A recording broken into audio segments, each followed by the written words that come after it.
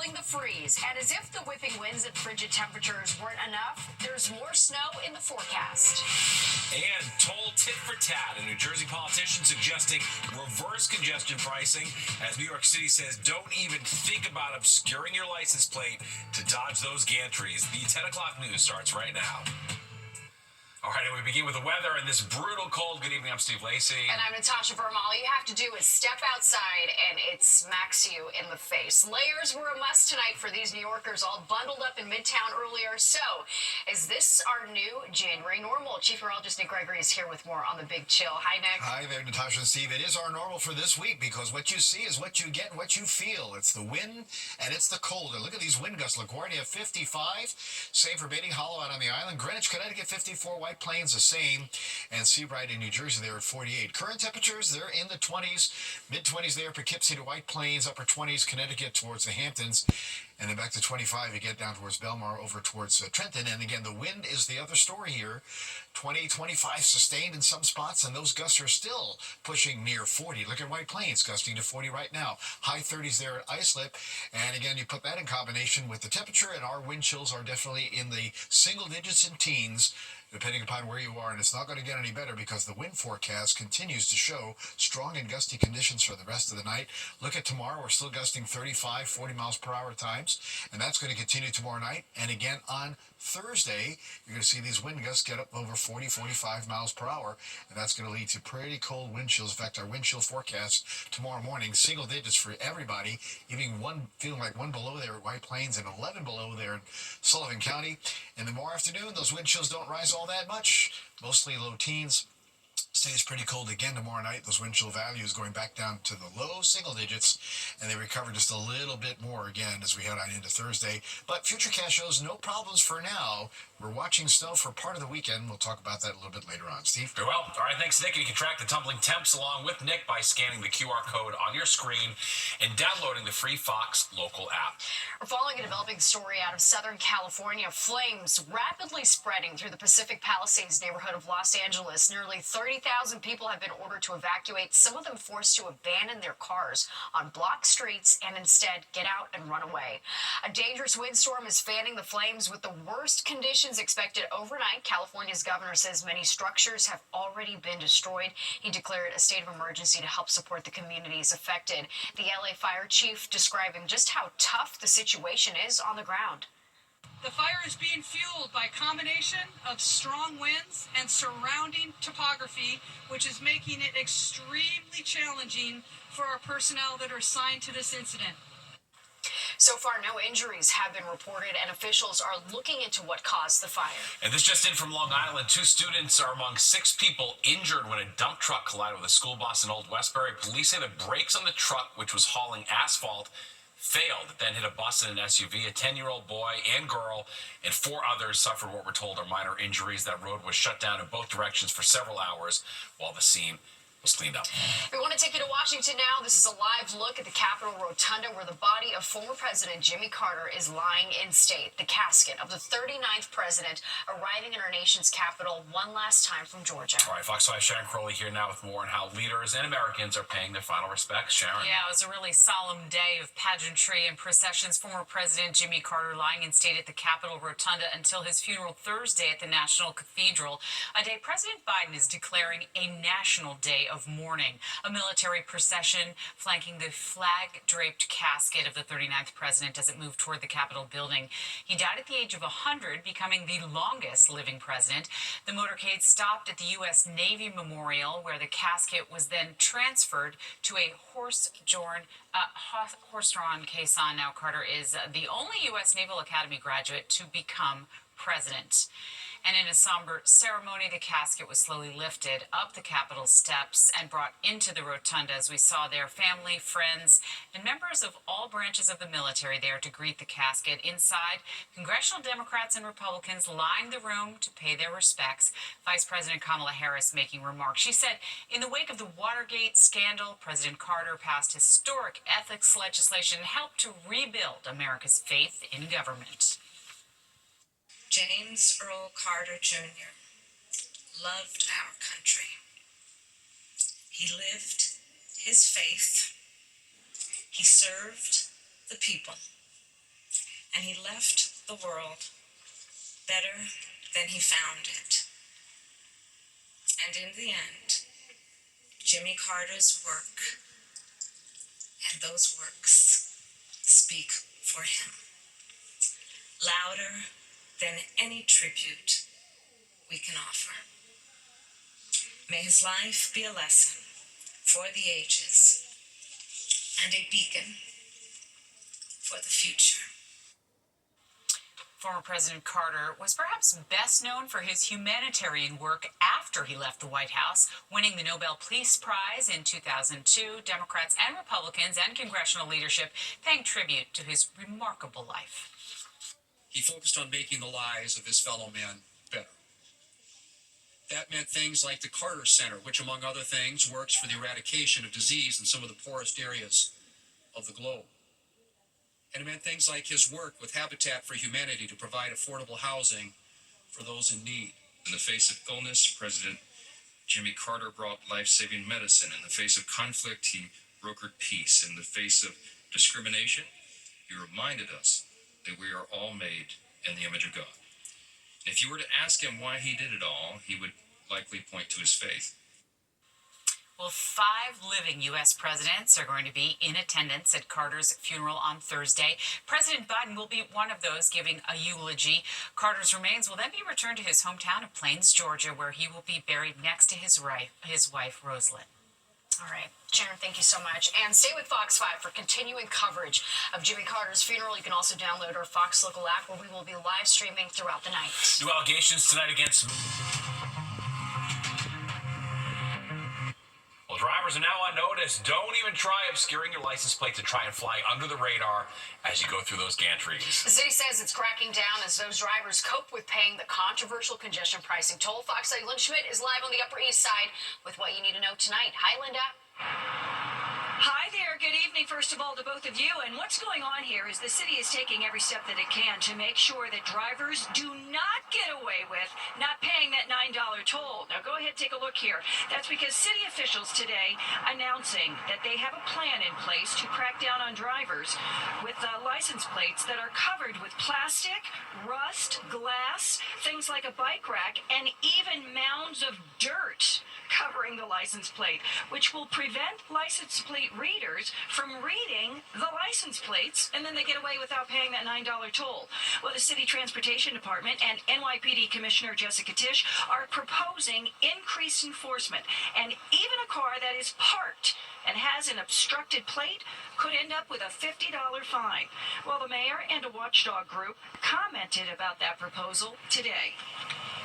There's always going to be someone that's going to try to circumvent the system, and we got to do everything possible to catch them, make sure the law is allowed the confiscation of vehicles if needed, make sure the penalties are severe enough that it would deter them from doing it. In 2022, the MTA was losing $46 million in toll evasion. Now, there's been increased enforcement since then, but also, frankly, increased evasion since then. With congestion pricing, more and more people will choose to try to evade the tolls, and that's why enforcement right now is especially critical. Okay, so right now this is just a proposal. What the city has to do next, it has to hold a public hearing, which it plans on doing online February 6th, so that the public can weigh in on this. For now, that's the latest from here. Back inside to you. Public will have plenty to say. We know that, Laura. Thanks, That's Linda. for sure. Linda, thank you. Well, credit scores could jump for millions of Americans. All right, details on the new rule finalized today about medical debt in your credit report. And the check is in the mail, literally, while you could see some extra money coming your way. Fox 5 is watching your wallet tonight, and millions of credit scores are expected to go up in the coming months. That's right. It's all because of a new rule finalized today involving medical debt and your credit report. Fox 5's Jessica Formoso here with the details we need to know. Jess. Stephen, Natasha, that's right. At the 11th hour, the White House announcing a wave of executive actions by President Biden before he leaves office. That includes a new rule that bans medical debt from appearing on your credit reports. While some experts say this will help many, especially when it comes to buying a home or making other big purchases, others believe it will harm consumers in the long run. Unpaid medical bills will no longer appear on your credit report. According to the Consumer Financial Protection Bureau, it will remove $49 billion in medical debt from the credit reports of more than 15 million Americans, which means lenders will no longer be able to take that into account when deciding to issue a loan. This is a huge, huge win for the consumer. This is not debt elimination. This is simply removing, any further damages from the consumer who's already saddled with medical debt. The change is estimated to raise the credit scores by an average of 20 points. Paul Oster is the president of the credit repair firm Better Qualified. Some of the estimates now say this could free up and increase mortgage applications, to the tune of 20,000 plus new mortgages every single year. I believe that stat to be very, very true. However, the consumer is not off the hook. This new rule only protects you against the credit reporting aspect, which means the original creditor, a medical billing company, or a third-party collection company can still come after you like they have all along. They can sue you, even garnish your wages if need be. That information, that the fact you did not pay, is transferred from the provider to debt collection agency. So they will still go after you. Ji Bai is a professor of accounting and health policy at Johns Hopkins University. She says although this rule was intended to help, she believes it will harm patients in the long run, specifically low-income patients who may not receive the medical care needed. Remember, hospitals have a lot of discretion in how they treat patients, how they stabilize patients, how fast or quickly they admit patients. So if hospitals want to make it harder, it's not that they can completely prevent patients from coming, but they will make it harder. This executive action can be reversed by the Trump administration. President-elect Trump is set to take office on January 20th, so we will have to wait and see what happens. Steve? All right, thanks, Jess. Questions tonight on how two men snuck into the landing gear of a JetBlue aircraft at JFK. They were found dead when the plane landed in Fort Lauderdale Monday night. The bodies discovered during a routine inspection after passengers had already deplaned. The TSA working closely with other agencies to investigate. This comes just 2 weeks after a body was discovered inside the wheel well of a United plane. We're learning more about the active duty soldier who exploded his Cybertruck in Las Vegas. Police releasing new surveillance video of Matthew Livelsberger driving the truck up to the Trump Hotel. They say he used ChatGPT to plan the attack on New Year's Day. 37-year-old fatally shot himself before the explosion went off. Investigators say that according to his writings, he didn't intend to kill anyone else. Well, former New York Congressman George Santos. Meta, the social media company that owns Facebook and Instagram, is doing away with third-party fact-checking. The policy was first instituted to stop the spread of misinformation, but CEO Mark Zuckerberg announced today that it'll be replaced with community notes written by users. After criticism from Donald Trump, Zuckerberg now says the fact-checkers had their own biases and said too much content ended up being fact-checked. This new approach is similar to what's being used on X. Well, we've probably all heard about the list state keep of unclaimed money, and maybe even tried to find out if we're entitled to some. But now, as Fox 6 Arthur Sheehan explains, you don't even have to lift your finger. New York may send some of that money directly to you.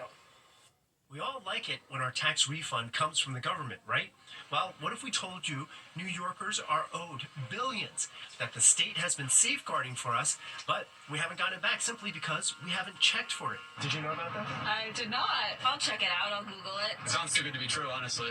In fact, we've entered 2025 with $19 billion in lost money just waiting to be claimed by New Yorkers. The lost funds come from uncashed checks, old bank accounts, utility deposits, or insurance claims and other inactive accounts that have been dormant for years. Under New York state law, the accounts never expire. So sometimes people say, well, I had unclaimed funds, but, it goes back a couple of years. It doesn't matter how long it goes back. If you are the rightful owner, or if you're an heir to an estate situation, we are responsible for fulfilling that commitment of giving you that money. New York State Comptroller Thomas DiNapoli says the accounts go as far back as the 1940s, and that if everyone were to come out of the woodwork, his office would be paying out $19 billion. As it is, his office is reuniting New Yorkers with their cash at the rate of $1.5 million each day, even holding workshops this month on Long Island, in Brooklyn, and in Queens. While the state comptroller's office has been reaching out to New Yorkers to give them their money back, you don't have to wait for them. You can simply go to the state comptroller's website, and on the second tab it says Unclaimed Funds. You click on that, put in your name, and it will tell you whether or not you've got money waiting for you. And that's how 90% of the money has been returned so far. A process so easy, DiNapoli is urging those who see this report to not only check their own name. They should put in the name of close family and friends. They should also put in, besides their own name, any organization that they're involved with, whether that's a business or a nonprofit or a church, a synagogue, a mosque, whatever. The city comptroller makes clear this is not a gift. It's unclaimed money that belongs to you. Arthur Chien, Fox 5 News. All right, they say revenge is a dish best served cold. All right, but one New Jersey mayor and candidate for governor is coming in hot, floating the idea of reverse congestion pricing. And like oil and water, cold weather and modern technology just don't mix. A tech expert weighs in on the potential storms the two can create. The bitter chill in the air isn't just affecting us, it's taking a toll on our devices too. Oh no, poor baby, poor baby. Oh, all right, Fox 5 Jenna Goldberg, get the download from a tech expert about how you can avoid getting freezed out.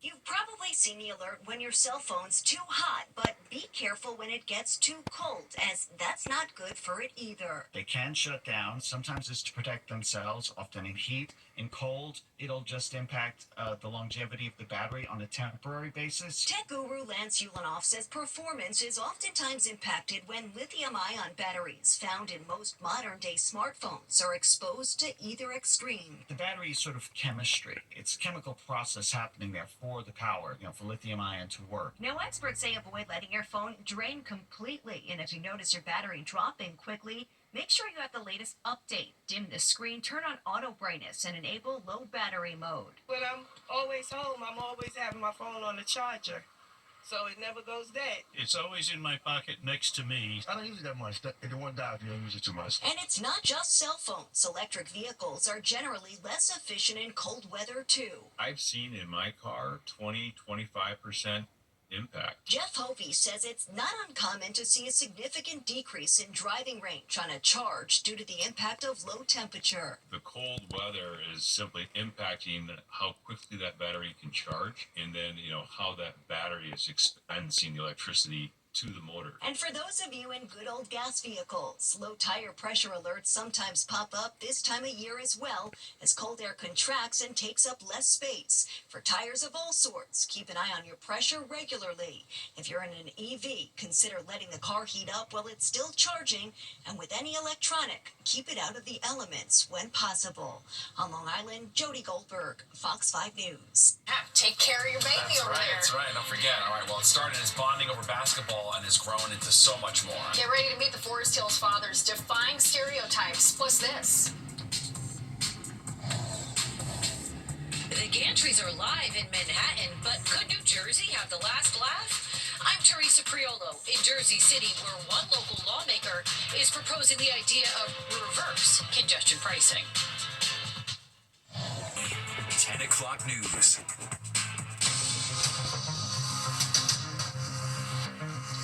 The Gantrys are live in Manhattan to collect the controversial congestion pricing toll, but could New Jersey have the last laugh? Tonight, New Jersey City's mayor, who's also running for governor, is floating the idea of a reverse congestion pricing toll. So could the Garden State up the ante? We sent Teresa Priolo to find out. New Jersey has the same opportunity to push the buttons that New York is pushing against us. We could do that to them. But the goal is to get to a table to have a regional solution. Hey, New York, anything you can do, we can do better. At least one gubernatorial candidate thinks so. Jersey City Mayor Stephen Fulop, running as a progressive for the state's highest office, believes reverse congestion pricing is the answer to New York City's new toll. There's plenty of crossings between Staten Island, New York, Bergen County, Hudson County into New Jersey. There's plenty of opportunities to have the same sort of impact fee that New York is putting on New Jersey. The details have yet to be fleshed out, but Fulop says gantries or toll sites could be stationed outside of tunnels and bridges in New Jersey. And like congestion pricing, there may be exemptions or crossing credits. It's unclear if, like congestion pricing, New Jerseyans would pay the toll to re-enter their home state, like some New Yorkers do. The idea is the money will go to fund New Jersey's mass transit system, one plagued by delays and cancellations. My view is that New Jersey Transit is a terrible product and it should be invested in more. And until you get a reliable transportation system in New Jersey, you can't responsibly think that people are going to take the trains. But this was an opportunity to get hundreds of millions of dollars into New Jersey Transit. And I think the governor just took a very easy political approach. There was an option for New Jersey to get hundreds of millions from New York's new toll, but that opportunity was lost in the midst of litigation. One thing seems clear: Fulop doesn't want the Port Authority involved in the collection of this hypothetical new toll. We reached out to the MTA and transit advocacy groups to gauge their interest. They declined to comment.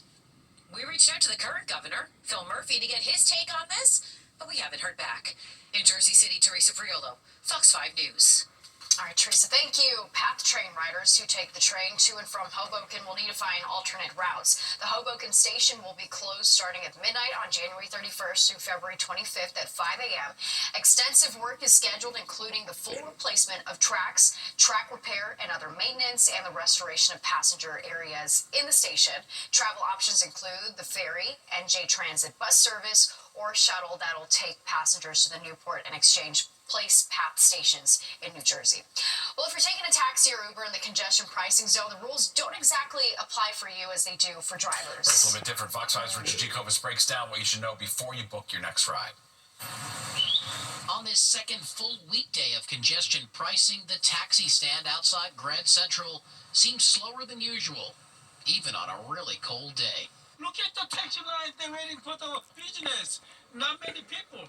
Slow because of congestion pricing. Longtime driver Jae-Min Kim chalks it up to congestion pricing, claiming his customers aren't pleased with paying an extra 75 cents per trip, and if they order an Uber or Lyft, it's even higher at $1.50. It's really not fair because we're traveling all through the city for work, and it's just like added to all the other surcharges that we pay, the gas, the this, and that. It's a lot. It is what it is, and I think we have to live with it, but I gotta get all the way across town, and it's too cold to walk. For the few who did hail a cab on this frigid Tuesday, they seem to know about the added fee for each trip into, out of, and within the zone. That's on top of congestion-related fees that have been in place since 2019. The MTA says those riding in a taxi, green cab, or black car will pay that 75 cents. Uber or Lyft surcharge will be $1.50 each trip.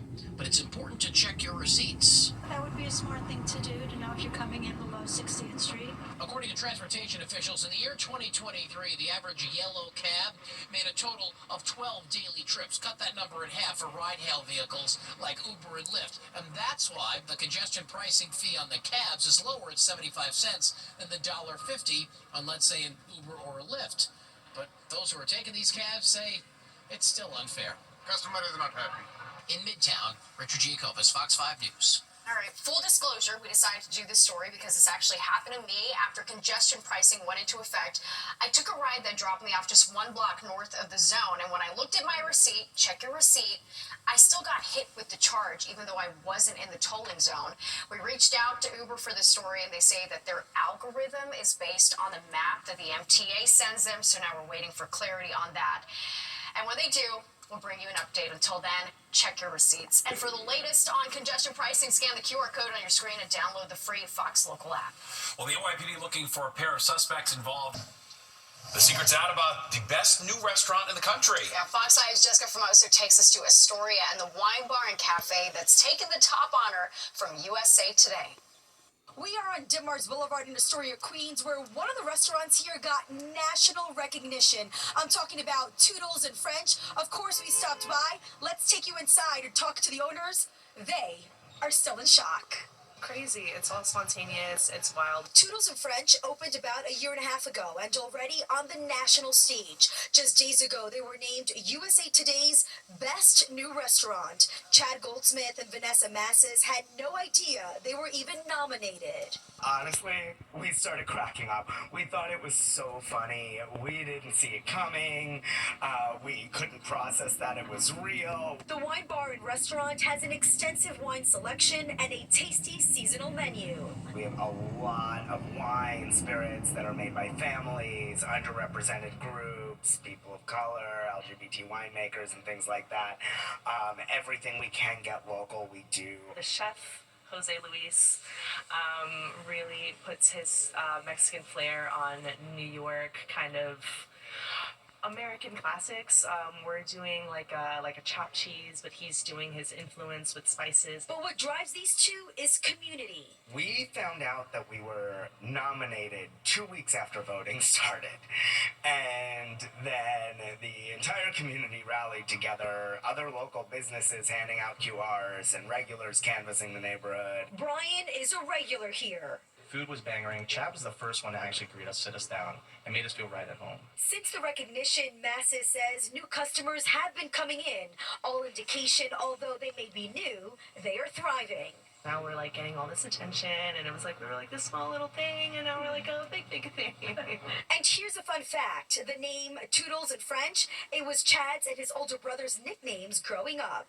In Astoria, Queens, I'm Jessica Formoso, Fox 5 News. Which one was Toodles and which one was French? We need a I have follow-up questions. story. There you go. All right, well, you've heard of a group of moms getting together, but you don't hear about that in reverse so often with dads, right? That's right. Well, it started as bonding over basketball in Forest Hills, but now it's grown into so much more. And parents know separating kids from cell phones is no easy task, but that's not stopping a local school district from giving it a try.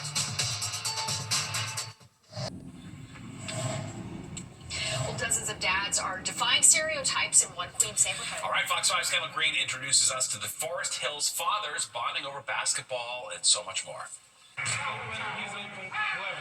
The first Tuesday of 2025 couldn't come fast enough for Sonny Sajaku. From the moment I walk out the door, this is all I think about. We're on this basketball court every week. The players are either coaching or getting coached up by other dads. The guys here have anywhere from zero because they're expecting, or some of them have teenagers, different ages. Among them, lawyers, electricians, construction managers, but above all those titles, proud papas. Her name is Andra.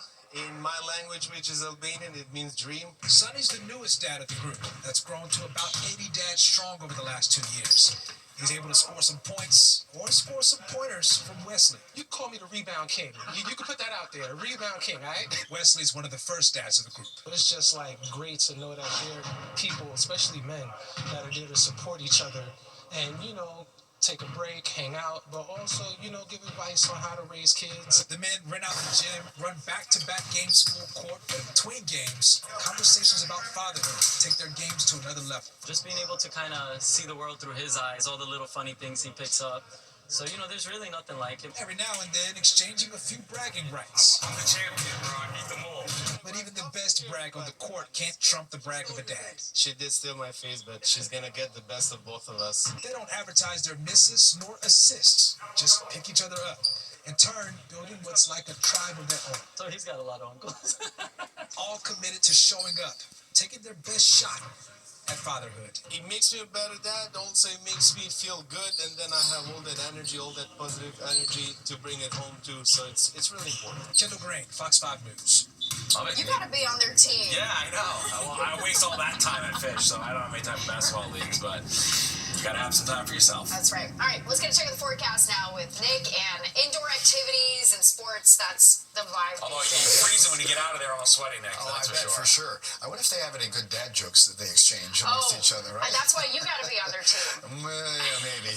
My basketball game, though, is not the greatest to play with. But nonetheless, indoor sports, good place to be because outdoors, well, I mean, if you like outdoor sports in this cold weather, this is for you. A little skiing or skating. We do have some cloud cover overhead tonight, but it is still windy and it is still cold, and it is only a high of 33 and 19 in the books for the day. So there you go. 40 and 29 is the average. We will not get back to 40 probably in the next 7 days. We'll get close later next week, but that doesn't look like it in the short term. 64 and 4 in the records department. Pretty sunrise tomorrow at 7:20. Right now, again, those clouds that you saw, cold at 27, busy northwest wind, humidity dry, pressure rising, good weather sign there, 2996. That's the Arctic high pressure that's building in to take charge over the next couple of days. But we're holding in the mid-20s there at White Plains, 28 East Hampton, upper 20s, taking us across to the city, back to 25 at Belmar. Scranton a little colder at 22, but believe it or not, these numbers are just a bit milder, if you want to use that term, than this time last night, even though we have the strong northwest wind still averaging 15 to 25 miles per hour, and the gusts are still pushing 40, like at White Plains, and close to that at Islip, so wind chill numbers are definitely down in the single digits and teens, mostly low teens in many spots, and it's going to stay that way for the next couple of days. All right, highs, well, we did break freezing at Bridgeport, Poughkeepsie, Newark, down to Belmar, again, 33 officially in the city. But as you look at the rest of the Northeast, cold in the 20s there. Boston and Providence, high 20s. Albany, 25. Mid-20s to Rochester. 30s, Philadelphia, southward. And then the 20s again. State College to Cleveland and back to Chicago. They were only at 26 or so for the day. And Nashville, remember yesterday I said they were in the 50s? Not today. 32 as that cold Arctic air has moved on down. And you can see it again, this northwesterly airflow. Some snow showers coming off the Great Lakes region, but they will not be coming our way. Some of the cloud cover maybe, but that's really about it. Take a look at the wide view, and there's going to be a big area of high pressure, that Arctic high sitting in the northern plain states. So again, to the right side of the highs where the cold air is right now. I also show this little low pressure in the desert southwest. Why? Because that's the system that will be marching across the country and will be passing to our south as we head into Saturday. Question is, how far to the south? So do we get some snow? 1 or 2 or 3 inches, or some snow. Some computer models have been flip-flopping whether we get a major snowstorm. Still a ways out, so we'll work on that the closer we get to it. But certainly tonight into tomorrow, I can tell you it's going to be windy and cold. Teens overnight, north and west, low 20s in the city. Tomorrow, sunshine, but oh boy, the temperatures don't go anywhere. They're going to stay in the upper 20s. And again, to tomorrow night on and towards Thursday, again, temperatures really will struggle. Back to the low 20s tomorrow night, teens in the suburbs, and we'll only get back to about the freezing mark again on Thursday. And again, the guidance shows the winds are still pretty strong. We're talking winds gusts of 40, 45 miles per hour again tomorrow, and likely to be the same story as we headed into Thursday. So those wind chill values, again, overnight single digits, and we only get back to the low and middle teens as we head into tomorrow. Overnight, we're going down to 22 in town, some teens north and west. Again, the wind's still strong and gusty. Clouds will give way to a sunny day for tomorrow, but only 29 for the high, so way below average for this time of the year. And the wind's still strong on Thursday at 30. There we go. We'll break freezing, but stay in the 30s on Friday. We'll watch for that snow threat on Saturday. Windy after that. We'll stay in the upper 30s, and on Monday and Tuesday, overnight lows mid and upper 20s. But that's almost seasonal now for this time of the year. Yeah, but that's going to feel hot after this. All right. For sure. We get spoiled easy around here. All right, thanks, Nick. Well, we want to welcome a new member to the Fox 5 family. Writer and copy editor Shani Petrov had an adorable baby boy. Look at this. Leo came into the world just in time for Shani's birthday, and she says she could not have asked for a better gift. Leo's dad, Ben, and big sister Olivia could not agree more. They all say they are so in love with the new addition to the family. Boy, that is a cute face So right cute. there. Nothing better than that. Fun, fun. Congratulations. All right, well, virtual meetings having an unintended effect. And it has more people zooming to the dermatologist's office. Well, surveillance video from Philadelphia shows a massive sinkhole opening just minutes after a transit bus passes by. It happened last month. Video shows a portion of the road dipping as the bus drives over. 7 minutes later, look at that. The sinkhole swallows up the road. Those living nearby didn't have water for a day. No word on when the road will be repaired. Just moments Pretty after wild, that pretty bus scary left. stuff. Yeah, you can tell the bus knew something was wrong there. All right, well, cell phones now banned at Ramsey High School in New Jersey. The school, the first in Bergen County, to require students to lock up their phones and other electronic devices during the day, except for lunch. Students have to drop their tech into special pouches that can only be opened by an administrator. The Board of Ed decided to put those changes into effect after reading about the negative impact technology and social media is having on kids' mental health. Really, this is about what happens in our school. How do we promote peer-to-peer interactions? How do we help our kids learn the most and in the most distraction-free environment? And that's really our primary intent. The school says the policy is not universally applauded by every parent, but an overwhelming number do support it. And there's more of the 10 o'clock news straight ahead. Virtual meetings might be doing more than facilitating workplace collaboration. A study from Harvard Medical School found it's fueling a desire for cosmetic procedures. It's part of a phenomenon nicknamed video conferencing dysmorphia. Researchers looked at more than 500 participants and discovered the more time people spent looking at themselves during a video call, the more likely they were to think about getting cosmetic surgery. Features like touch up my appearance on online meeting platforms also influenced individuals' perceptions of themselves. We get it. We Too get busy it. looking at the camera. Yeah, exactly. Yeah. All right, let's Relatable. let's check the forecast with Nick. Hey, Nick. Hello there. Forecast overnight, not much change, just cold.